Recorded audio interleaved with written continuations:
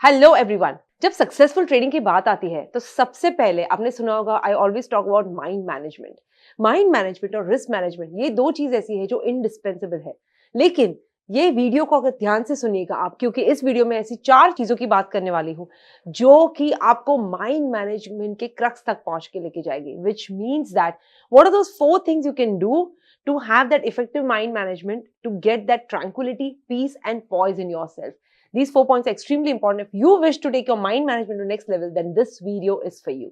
जैसे एक दिन में मसल नहीं बन सकता, वैसे ही एक दिन में स्टॉक मार्केट से वेल्थ नहीं बन सकती. So if you want to learn how to create long-term wealth from the stock markets, I'm inviting you to a one-day workshop called Passive Income Secrets Workshop. इस वर्कशॉप में आप सीखेंगे कि market cycles में कैसे चलते हैं, कैसे आप डिफरेंस पहचानेंगे between income creation and wealth generation from stock market, and the best part is passive income create करने की एक ट्राइड एंड टेस्टेड स्ट्रैटेजी आप सीखेंगे. एंड डोंट वरी, अगर आप न्यू भी है तो भी आप इसे अटेंड कर सकते हैं बिकॉज आप सब कुछ समझ पाएंगे.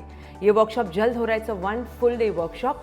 नीचे दी गई लिंक पे क्लिक कीजिए and become a part of this workshop today. It is very obvious कि मार्केट जब भी ऊपर होता है और अप ट्रेंड चलती रहती है तभी सब लोग पैसा बनाते हैं. And you feel as if ऐसी फीलिंग आती है जैसे you are victorious, you know everything about the market, you are invincible. Problem my friends तभी शुरू होती है जब मार्केट डाउन टर्न शुरू करता है. When in the down trend starts taking place और when choppy markets show their face, their ugly face, तभी हमें ऐसा लगता है कि maybe we don't know it all, maybe we need to learn more, maybe ये मेरे बस की बात नहीं है, मे बी मुझे ट्रेडिंग करना ही नहीं चाहिए था, एक्सेट्रा एक्सेट्रा. ये सारे इंटरनल डायलॉग्स चलते रहते हैं. The point is that market चाहे ऊपर हो, चाहे नीचे हो, चाहे साइडवेज चॉपी जोन में हो, we are all capable to make money out of the market only if we follow the right money management as well as the mind management. एक important चीज अगर हम समझ जाए कि we human beings are not wired to make money from stock market, it can be a huge revelation and a huge motivation for us to work hard. We are really not wired to make money from stock market. क्योंकि market एक collective human consciousness है, जैसे हम जानते हैं. आप trade करते हो, मैं ट्रेड करती हूँ, हजारों लाखों करोड़ों ट्रेडर्स एक साथ ट्रेड कर रहे हैं. Which means that when we trade, and the next thing is when we trade the markets, we do not trade the prices, we trade our beliefs of the prices. Prices के बारे में हमारे जो beliefs है हम वो trade करते हैं. तो इमेजिन कीजिए कि लाखों करोड़ों ट्रेडर्स अपने अपने बिलीव्स ट्रेड कर रहे हैं मार्केट में. So market is essentially a mind game.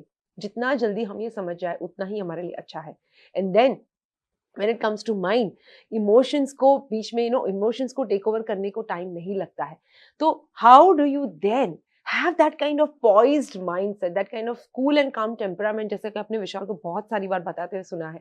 cool and calm temperament कैसे बनाए रखे ताकि चाहे कोई भी मार्केट की कंडीशन आओ, we are always equipped to make the best out of it and make money. Now market is not something जहाँ पे रोज आप you can make money every day.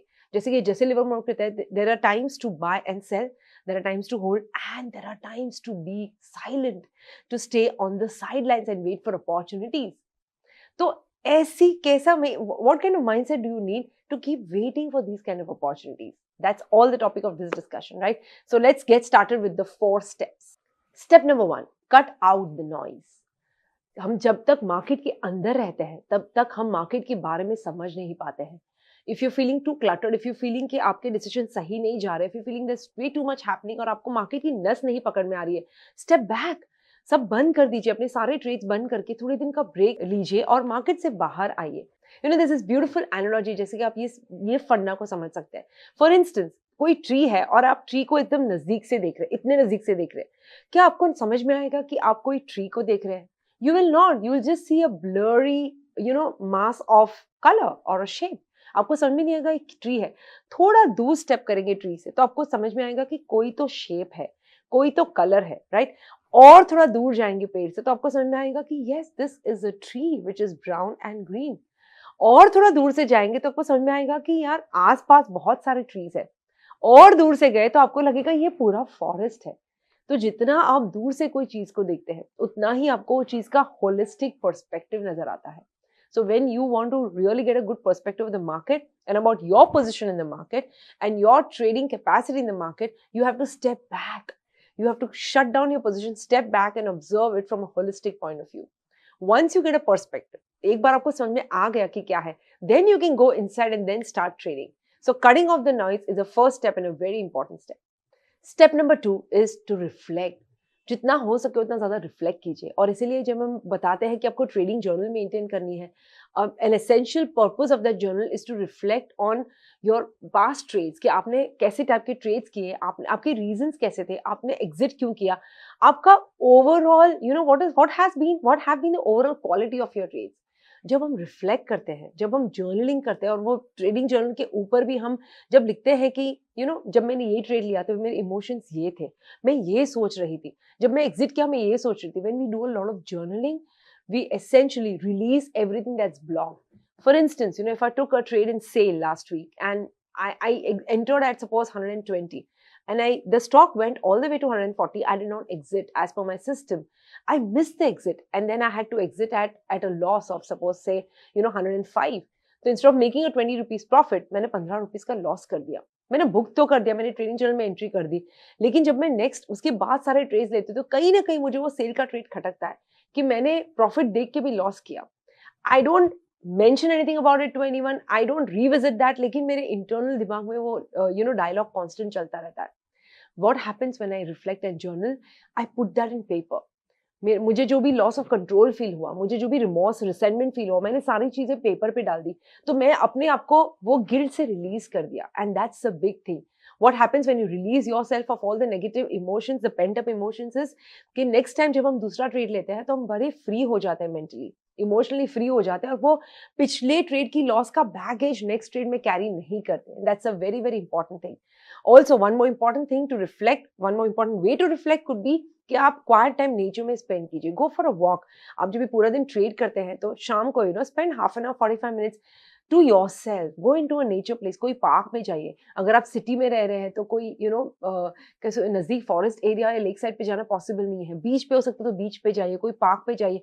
Spend time in nature, because वहां पे आपकी reflection काफी गहरी और depth में होती है। So the more you reflect, the more you spend time with your self, चाहे न जानते हुए भी आप ऑटोमेटिक अपने पेंटअप इमोशंस को रिलीज करते हैं, और जितना ज्यादा रिलीज करते हैं उतना ही ज्यादा आप नेक्स्ट ट्रेडिंग सेशंस के लिए रिफ्रेश हो जाते हैं। You kind of empty your slate, your mental slate, and then you are prepared, और आप बेटर डिसीजन मेकिंग कर सकते हैं from the next session onwards. So this is a very important step. Step number 3, and this my favourite one, is to meditate.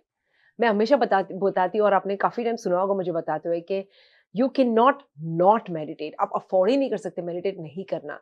दो चीजें में help करती है मेडिटेशन। सबसे पहले जब मार्केट आपके हिसाब से नहीं चल रहा था और अनचाही सिचुएशंस हो जाती है मार्केट में, तभी मेडिटेशन आपकी जो बिल्टअप स्ट्रेस होती है, एंग्जाइटी होती है, फ्रस्ट्रेशन होती है, इरिटेबिलिटी होती है, ये सारी चीजों को डील करने में मदद करती है।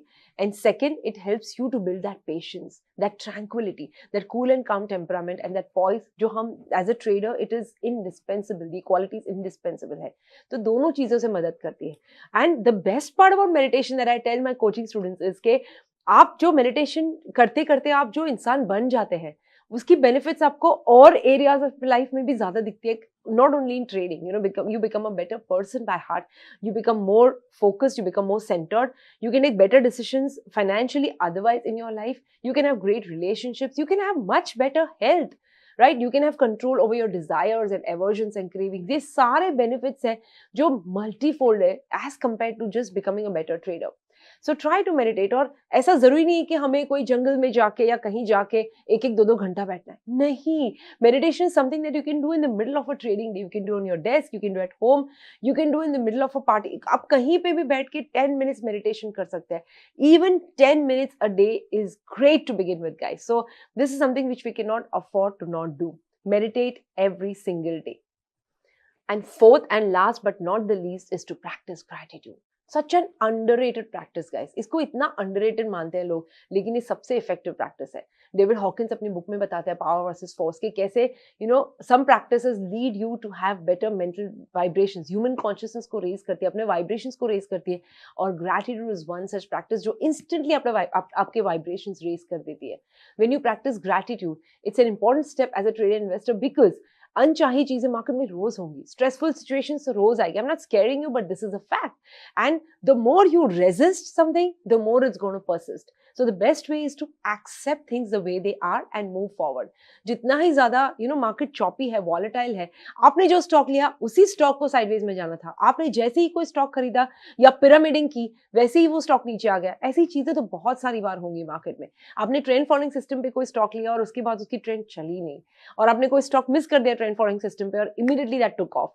These things are going to happen.